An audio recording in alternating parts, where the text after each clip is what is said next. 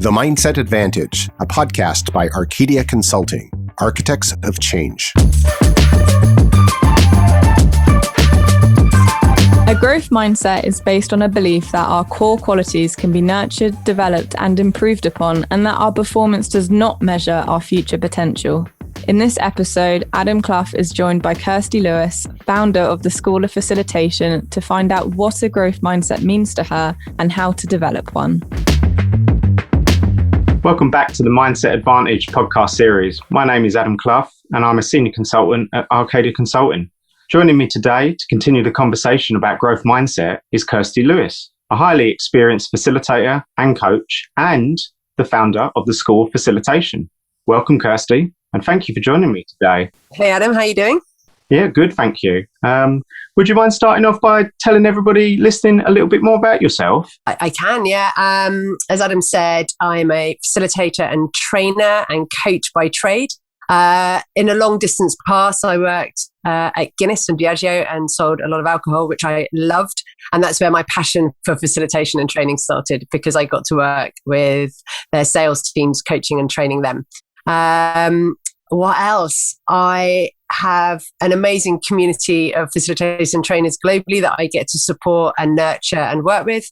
I also go into corporates as well and work with their L&D teams, HR and leaders on how to be great facilitators and sometimes trainers. And if I'm not working, you will find me cycling, running, sailing, and when we're allowed, skiing. Very, very busy, but very enjoyable by the sounds of things. It is. Today, we will be continuing the conversation started on the previous podcast on the topic of growth mindset.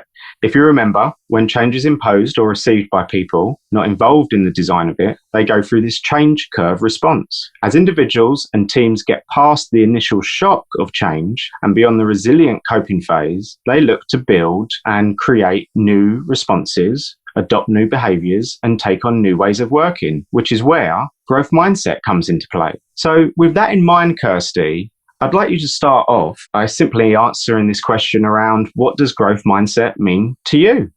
So for me, the growth mindset is, I see it where people do what they love and where they have a passion.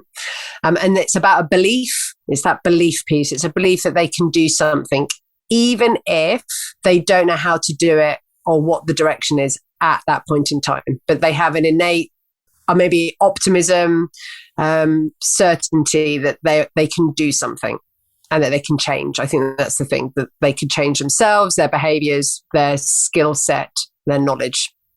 Yeah, and I think they're very much kind of looking at a journey as opposed to an end goal sometimes. Yeah, absolutely. It's like they have a sense of where their end goal is and what they would like to get to, and they're not going, what they're saying is, I don't necessarily know how to get there right now, but I will have a go and I'm going to go and explore how to do that. Whereas I think the fixed mindset would go, oh yeah, that's a really nice aspiration, but I can't possibly do that. I don't know how to do that. I don't know how to get there, or it's not me. And they keep themselves small. They stay stuck in one place and they have that belief that they have already got as much capability or knowledge or intelligence that they're ever going to create, which is a shame because they then stay in the same place and don't move forward. Yeah, definitely. And your history and examples are an example of that in itself. But from a personal perspective, how does it show up in your world for you?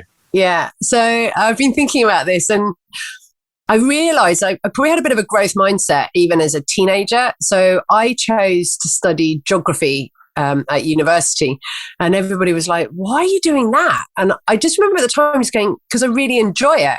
And they're like, well, what are you going to do with that? And I was like, I don't really know, but it just I had this intuition, this gut instinct, which was never spoken about in the 80s or the 90s, but that felt like the right thing to do.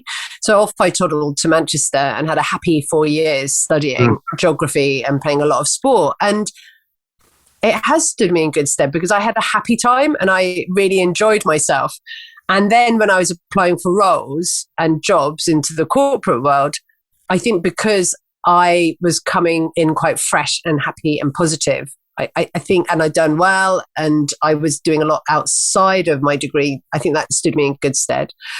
Other spaces where I see my growth mindset, when I chose to leave the corporate world and set up my own business, I had a sense of what I wanted to do and where I wanted to get to. But again, I didn't have like this massive plan laid out, and I didn't have I got my first 10 clients signed up. And I remember some of my colleagues at Diageo going, "What are you doing? Oh my goodness, how are you going to do that? How's that actually possible? You're leaving the biggest drug of the 20th century, which is your monthly salary. I mean, that is a big drug. It's a hit." And I was like, yeah, it'll be fine. Just absolute optimism. Now, some might have called me stupid, but I don't know. It felt like the right thing. And along the way, I've learned how to manage a business, because you don't get taught those skills. So again, there was the growth mindset of it is possible. I would just have to learn how to do that along the way.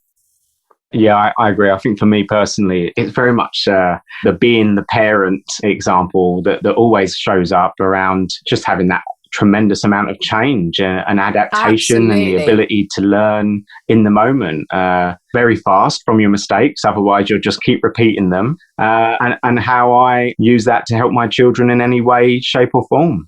But also helping yourself that it's okay if you make a mistake. Like, you're not born with this is how to do parenting. No one gives you an implant and a chip, so suddenly you become super dad, super mum. And what you take away from it and learn from it, of course. Exactly. And the reflection time as well, when you do go through something. It's like, well, what happened there? Well, the reflection time sometimes isn't very long, because you've got to react very quickly again, haven't you? Yeah. So we've covered off how it shows up personally, but I wanted to flip it and look at it from the other perspective, if that's all right. Yeah. From your perspective, how do you see growth mindset showing up in organizations or for some of your clients? So I have two sets of clients. So we have the corporate world, and then there's also other facilitators and trainers. In the corporate setting, the way where I see growth mindset showing up is when a corporate comes and is open to experiment and do something new with their learning and development. So many of us will know the tried and tested one-hit wonder workshop, as I call it. And that used to be a very popular methodology of learning. And that's really shifted in the last 10 years. Like, we now know workshops aren't the be all and end all. We need a blend of learning. We need virtual reading, videos, podcasts, for example, and it's how you blend it together. A lot of companies were resistant to that for quite a while. So we were having to paint pictures of why this was a great idea. Well, a lot of companies still are, probably, aren't they? Yeah. But I really hope the last 18 months has maybe brought to the fore that learning can happen virtually and can happen through really great online workshops, and that there is going to be a shift. So that's one space that I see the growth mindset either happening or not happening. Secondly, working with other facilitators and trainers who are on their own journey of growth and development. And those people, I see those who've got the growth mindset are the ones that are really open to that experimentation, having a go, seeking feedback from others quite a lot, and seeking builds, and not just going, no, I'm going to do it like this and that's the only possible way. So that's another place that I see growth mindset showing up and through. And it's interesting, in our industry, it's very easy to talk about continuous improvement, creating an improvement culture that helps leaders or employees, customers in turn, and create success. But how do you go about developing a growth mindset in your clients? Because some might look at that and go, it's quite a big thing to create, isn't it? Yeah. I think it's about encouraging the leaders to start with themselves, because that's the only person they can really influence and impact. So encouraging them to notice their reactions to the good, the bad, the ugly, the challenges, the successes, the obstacles, and how are they then making meaning and how are they behaving in those instances. I think there's also the listening as a coach and a facilitator, listening to leaders' language, because often we know our language frames is the frame of our internal reality. So if we're hearing certain words, sentences that are probably keeping us in a stuck place, it's being able to mirror and reflect that back to the leader and enable them to make some shifts, starting with their language, to be able to help themselves shift their internal stance and state of mind. And then also encouraging leaders to walk the talk. So if we're talking about, being great leaders, and part of that is having the growth mindset, how are they creating the conditions for their teams to succeed? How are they creating the conditions for their teams to maybe fail fast and fail forward, but be okay? But also knowing that leaders need that love as well, to be able to go, and what you're doing is the right thing, and it's okay. It is absolutely okay if one of your team failed. Not everybody's going to be perfect here. Yeah, not be afraid to play in the dynamic zone a little bit more than they normally do. Yeah.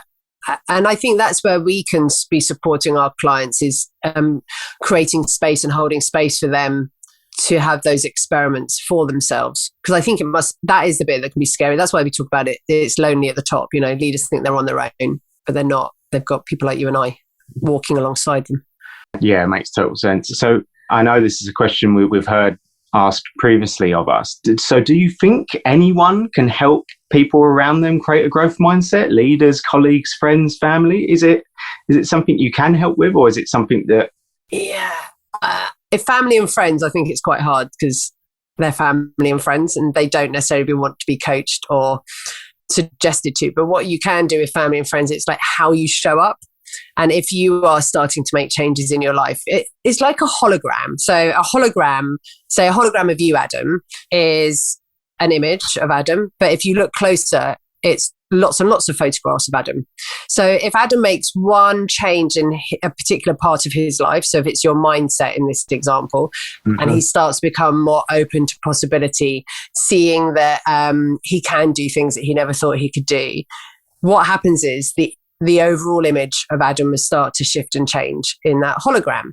So I think with leaders, whether we're working with our family and friends or even working with our teams and within our businesses, if we start making just our own internal shifts, and we start to maybe have an acceptance that we can grow and we can do things differently, and that we can experiment and we could test and maybe play with new behaviors, I genuinely believe over time that will start showing up on the outside of you, and others will notice and will pick it up. And I think sometimes what it can be is even just a slowing down and a consideration and a change of pace in our speech, and pausing before speaking and listening more and allowing others that place and space to be heard and put their point of view over. It then starts to go down the route of empowerment, doesn't it? And inspiring through your actions. Yeah, absolutely. And you don't always, as a leader, have to be the first to speak, because actually as soon as you speak, you shift the perspective of the whole room, and you won't ever hear what the total crowd actually wanted to say and wanted to speak about. Yeah, it makes total sense. Well, thank you for sharing your opinions, your thoughts on that. Was there anything else you wanted to add on the topic of growth mindset? Because it's such a vast one. We could be here for hours, couldn't we? Oh my God, you could. And I think it was just going back, and I know Carol Dweck's referenced in your white paper. And I would just say, if there's anyone out there listening, what are they on about? Or I'm quite curious, I want to know more. I would encourage you to go and find the work of Carol Dweck and have a read. There's some really great papers that she's created, but also lots. Go and talk to Mr. Google or any other provider.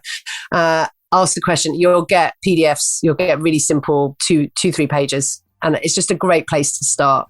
And if you've got a coach, go talk to them about it as well.